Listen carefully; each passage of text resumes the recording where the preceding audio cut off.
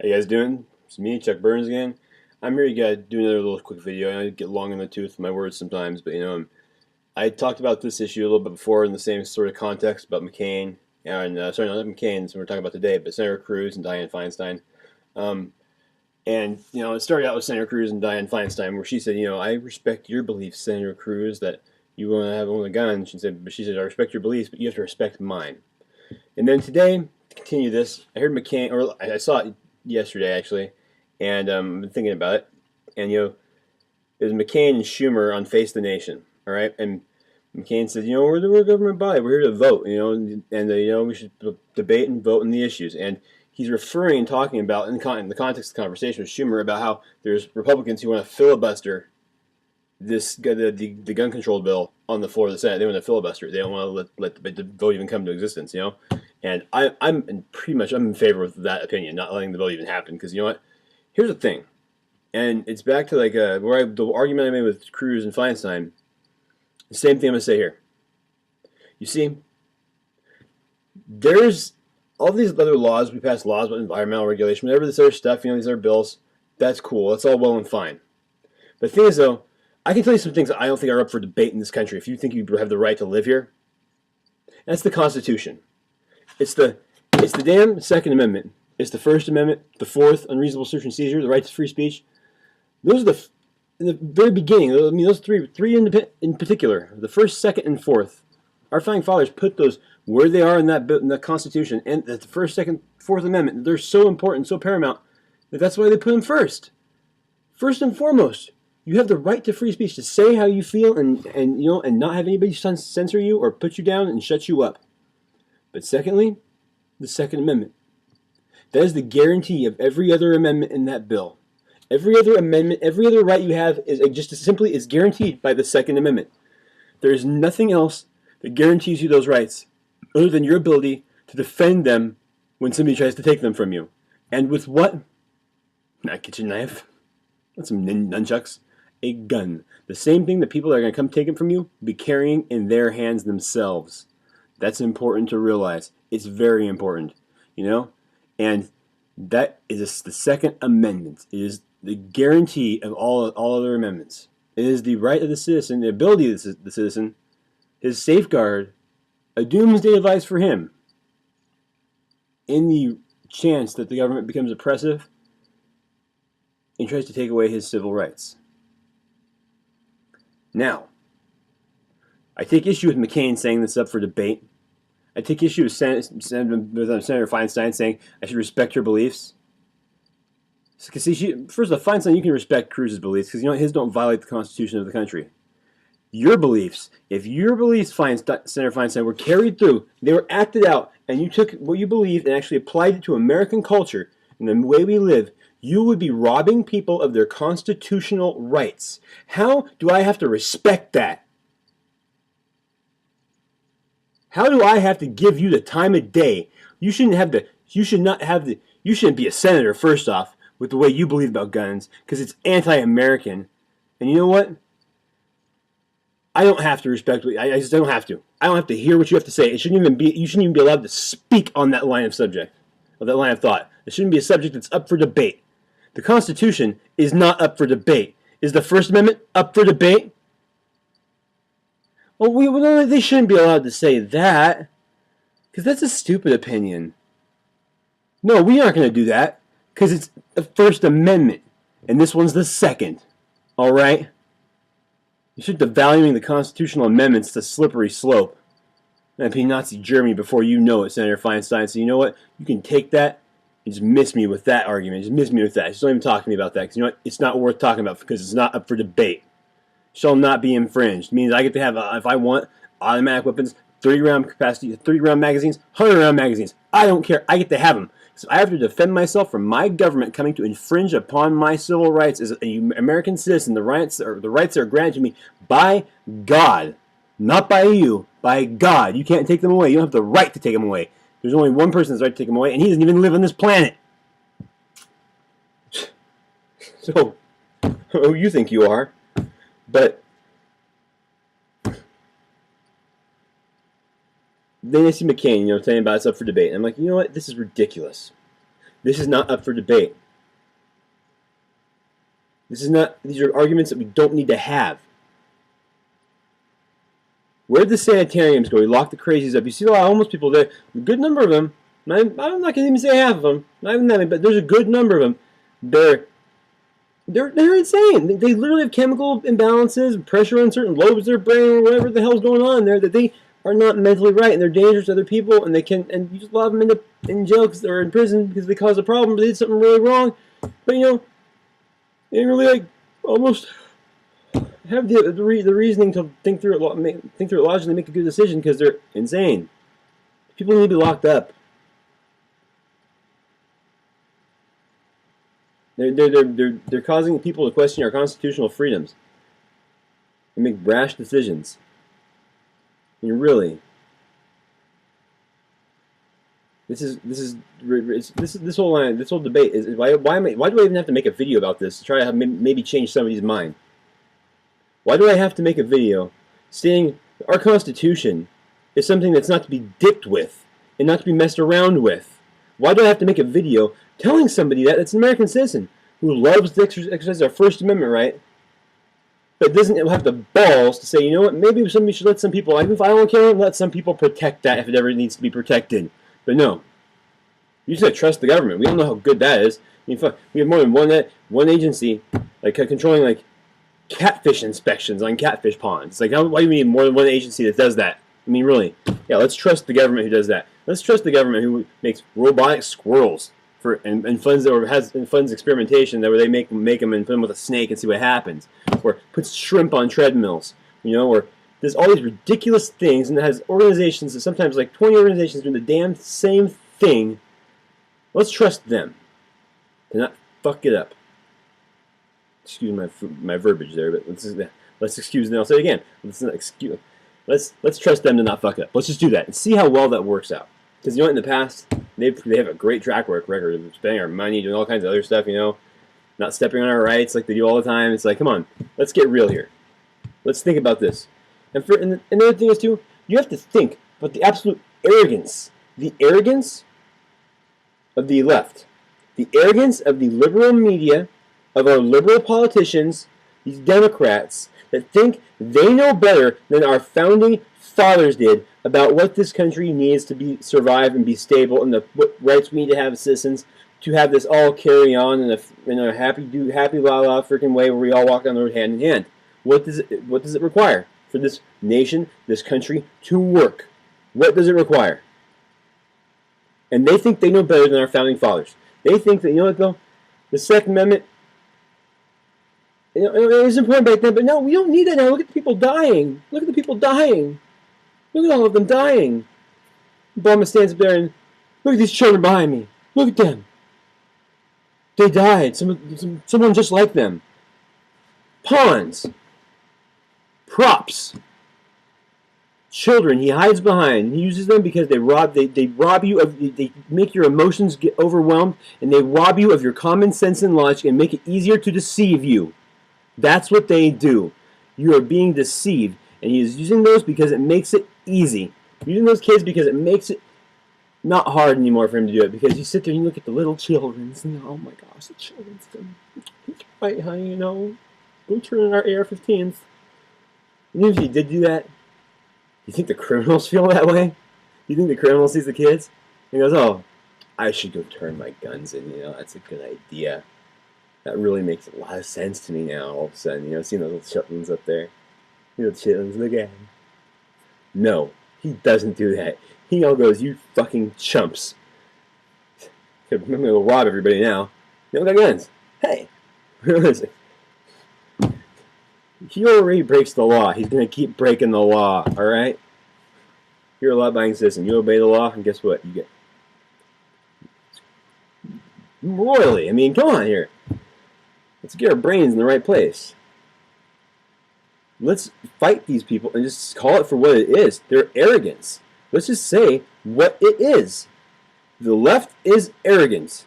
They are people that think they know better for you than you do what's good for your family.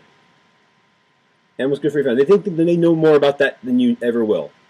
And frankly, I don't know how anybody thinks that you know better than what's better for your family than you do. I mean, nobody does, because they're not you, and they're not right there, and they don't know what's going on, because you're more plugged in, because you're right next to it, more plugged in than they'll ever be. So you know what? Let's just call it for what it is: arrogance. That any man thinks he knows what's better for this guy than that guy does. That's arrogance. It's absolute, utter, just blatant pride. If you're a Christian, that's a sin. To have that and that much pride, especially to think that you know that much, that you're that good and all altruistic in everything you believe. That no matter what, you can always say that, in your opinion, takes precedence over whoever you're talking to, because you're that dialed in.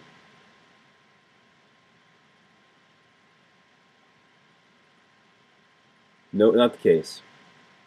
The left is arrogant. You do not know better than their founding fathers. They read centuries worth of philosophers, of great thinkers, Montesquieu, Voltaire, Rousseau, all kinds of people, and said, that's stupid, we like this, don't like that, and they picked ideas that were timeless. They picked principles to base our Constitution on that were ageless. They picked principles that did not have an expiration date. This stuff, they say now, like Obama says, well, the Constitution reflects some flaws, in American culture at that time, It's like, oh wait, we elected a president that said that our Constitution has flaws that were a reflection of the time? And you always get the argument thrown back at you like, oh, they were slave owners, the founding fathers. Yeah, and you know what? A lot of them didn't like the fact that they didn't put that in the Constitution. They just knew that it was a little too much for the country to deal with all at once. Like, only a third of the country really even supported the revolution. I mean, a third was neutral and a third were on the British side, It's like, that's a fragile thing. You're dealing with as many people that don't care that do, and equally to each side. It's like, it's a very, very precarious balance there they had going on, and they knew that slavery, if they threw it in the Constitution, was going to be too much, and it probably wouldn't have it would have maybe broken up support for what they knew needed to happen to make us a free country. It would have broken support off of that. That wouldn't have made this all never possible. Would have never made this all possible either way. And so, a few of them even predicted in their own writings the Civil War just about. They said, we're gonna have to settle this debt sometime, and it's gonna have to be paid. The price to be paid in blood. I think some of the things Washington said, those were some of his exact words actually. I mean, price is gonna be paid in blood, to these people that we did not, include in this, and talk about slavery. So I mean, you gotta say that, you can't write these people off like that. Like they had slaves, they didn't really care about freedom. Yeah, they did. And you know what? The other thing too is, it's just so arrogant to think that all those philosophers that came a thousand years before them, and like that were in the Greek city-states, these really intelligent people that were first speaking on the topic of republic, and they read these people, and they read people from the most recent Enlightenment, that's the Voltaires and the Rousseaus, and they took all this and brought it together to make what we have. The conglomeration of principles and ideas and the different places they drew them from to create what we have is really amazing. It shows the depth of knowledge they brought to the table and how well read they were. And you know what? I can't think of one liberal politician who can bring to the table the amount of knowledge, the depth on the philosophers, on the readings, and the actual value of them. Even if you had the value in the value of what they read, nobody can even bring a page count probably close to our founding fathers have read to make what they made. As far as liberal politicians, not only can they not even bring a page count probably close to what they read, like I said, the value of the ideas that they're reading, that's a paramount thing. These were timeless ideals. These were values and principles they were reading that transcend age and time. So our Constitution not being applicable today, representing flaws of our society back then, you bigoted, arrogant bastard. You call them bigoted, and the founding fathers weren't exactly on base, and they're kind of like, racist or bigoted themselves. Like, no, you're a bigot. You're an ignorant bigot who is trying to devalue great men for your own political gains. And I call you on that. And I raise you the truth. I call you and raise you the truth. I dare you to match it. Because you only got the chips. Because they don't make chips that go that high in your game. They don't make. Let's make this betting table. Let's make my side the right side, our founding father side, and let's see the liberals trying to take away your gun rights side. They're where you guys get your own kind of money. I just bet a piece of money from my side that their country doesn't even mint. That their side doesn't even mint a piece of money that big. You can't raise me to that. The truth. They don't have it on their side. It's all they have is self-righteous arrogance. Self-righteous arrogance is all they have. That's what the left does. And that's why Greg Gutfeld, great book, Joy I Hate, his righteous indignation that they supposedly have. It's not righteous. They feign outrage. Like, oh my God, I can't believe you say that. I'm so outraged. It's like, if everything is outrageous to them. Every time we open our mouths, they're critical of it. Like, oh, they're offended. Oh, we should stop. I don't care if the left's offended. You're arrogant pricks. And you know what? You need to think about that. If you're watching me and you're a liberal right now and you're watching this, think about how arrogant it is that your side thinks you know better than the founding fathers. You're sitting in a country where you enjoy the freedom that comes from everything they built and put together, but you're going to enjoy their freedom and not be critical of your right to speak, but you're going to eviscerate them on the Second Amendment and say you know better than them? Oh, if you know better than them, maybe we should re-examine this whole thing because they were wrong, right? So you shouldn't have the right to free speech then, until we decide that actually is a good decision they made, because they made this bad decision and we don't know if maybe that's a bad decision too, the right to free speech. Maybe that's a bad decision. Maybe we should re-examine that. Maybe we should re-examine the right to reasonable security in your property and yourself. Right to search and seizure of the cops and the government over you. Do they have it? Do they not? Maybe we should re-examine that. Maybe they should be able to knock down anybody's front door they want with a battering ram any time of the day, if they so choose, because they feel like you're doing something seditious, and what that is, they don't have to define. Let's get real here. You leftists enjoy the freedom that they create in this great system that they built, with the knowledge that they brought to the table, but yet you have the arrogance to criticize them on this because you don't like that one? You don't get to pick and choose freedom, my friend. Everything that makes this country up is integral. It's all a piece of a machine that is meant to work a certain way. And when you take a piece out of the machine, guess what fucking happens? The machine stops working. Because when an engineer designs a machine, a bad piece of factory equipment on the floor, guess what? Every gear in there is turning for a purpose, for a reason. Not for no reason, not for no purpose, for a reason. And it's turning for those reasons because that's what makes the thing go forward. And if that machine does not have it, it doesn't go forward. It doesn't continue forth. And when you try to take something like the Second Amendment out, that doomsday device, that safeguard of our freedom, you try to pull it out of this machine, eventually it will fail. Eventually it will fall apart.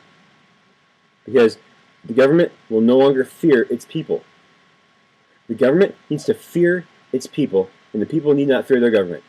When the people fear their government, we've lost already. I'm beginning to fear my government.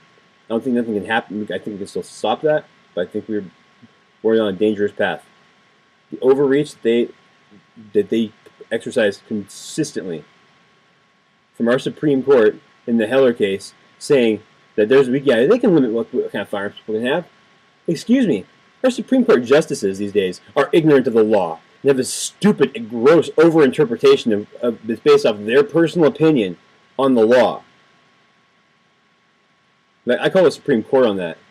I call them, say, hey, tweet me, Cburns4VTA. Tell me what the hell you're thinking. Because the fact that you think that you can infringe in any way, shape, or form on an amendment of the Constitution that says, shall not be infringed, do I need to spell that out for you? Is reprehensible. And the fact that you have the arrogance to think that you know better than those 4 words, shall not be infringed. Count out. 4 words. Shall not be infringed. To think that it needs to be made any more clear, or there's some lack of clarity that you have to decipher it with your judicial opinion, get fucked. Alright? Sorry for the bad word, but get fucked. Say it again. You idiots. You judges with your judicial activism misinterpreting our founding documents. This needs not even be an argument. You just need to look at YouTube. If any of them ever watch this, they're going to go, holy crap, we're wrong. We messed up, didn't we? Yeah, we did. Damn. And admit it and change your decision. Say, we were incorrect on that. Say it out loud. Supreme Court's worried about losing their voice in America. You can tell Roberts, Kennedy, they're worried about about like Obamacare. Obama like is openly threatening them, going like, "Our Supreme Court." The way he talks to them, it's like he's saying like, "If you don't agree with me, I'm gonna make you look stupid, and nobody's gonna listen to you then." The president does that. If you're worried about your relevance, Supreme Court, and what you gotta do, you gotta call things constitutionally accurately, and in that context and in that light every time. So you know what? The liberals will talk about truth to power. You know what real truth to power is? Actually speaking the truth and standing on the moral high ground. If you can do that, you will win. No matter what the subject is, no matter what the discourse of the day is. You will always win based on that reasoning and logic. You know why? Because it's infallible. The truth is beyond question. And it always has been and it always will be for those reasons. Because you cannot question the truth because it is exactly that. It's truth. You can question other things because there's room to do it. But when you don't have the room to question something because it's the truth and it is what it is and there's no fighting that because it's so obvious, like shall not be infringed. How much more obvious do you want? Let's get over ourselves and just say, we're not smarter than the Founding Fathers. Shall not be infringed cannot be made any more clear. I, as Senator Feinstein, I'm wrong because I should read the Constitution more and have the balls to admit I'm wrong because I'm an adult. Instead of saying, you know what, I can't admit I'm wrong. Jeez, to admit I've lived a lie for 40 years, 50 years, however old you are. I think I'm being kind in that 40, 50 years, Senator Feinstein. But, point being, let's not let our egos and our arrogance, like so much on the left, I tell them, I feel sorry for somebody on the left. I said, you know what, I know it's hard to admit you're wrong because you're living a lie for your whole life, It's like, and you talk to somebody over 40 that's a liberal and they just get offended when you say that. It's like, dude, seriously, it's like, because you can show these people the truth. So reading the Constitution it says, no, shall not be infringed. And they go, well, you have to understand. It's like, what do I have to understand about shall not be infringed? What do I have to understand about my constitutional rights? That you're going to enlighten me on because you know more than George Washington, Thomas Jefferson, and Benjamin Franklin. You know more than them. So, just, hey, what do you have that I have to understand? But to them like that, it's not much, They need to understand. They're trying to justify their opinion over our Founding Fathers. I'm just trying to justify my Founding Fathers' opinion. And that's something I shouldn't even have to do. But here I sit. So, in closing, I know I said I wasn't going to go long in the tooth, and I did. I lied. But we need to articulate to the left the arrogance they are exercising, right here in this case. In a lot of cases, where they think they know better than people do for their own good. Sometimes we need the government to come together, and do certain things. In the 80s, 70s, pollution was real bad. Can't even jump in the Hudson River, but we took care of that. And things like that, sometimes we need to have everybody agree, something like that. Okay, yeah. But there's nothing about that violated the Constitution whatsoever. There's nothing at all. In fact, that upheld it because we are keeping people able to pursue their happiness by not having a world they couldn't go around and be happy in. Whatever the hell they wanted to do. We're actually, that's okay. We'll go overboard with the environmental stuff, but that's okay. But when you have a belief that contradicts our founding documents, you need to step back for a second and say, maybe I'm wrong. Maybe I am wrong.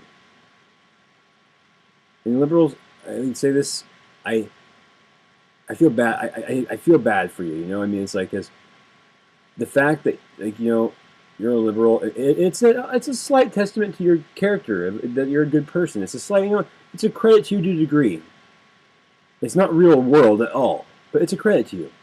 And I say that because you don't want guns to hurt people. You want everybody. You don't want the violence. You don't want that. You don't want people to starve. So you give out food stamps. You're a good person. You don't want bad things to happen to people. You don't like seeing that happen.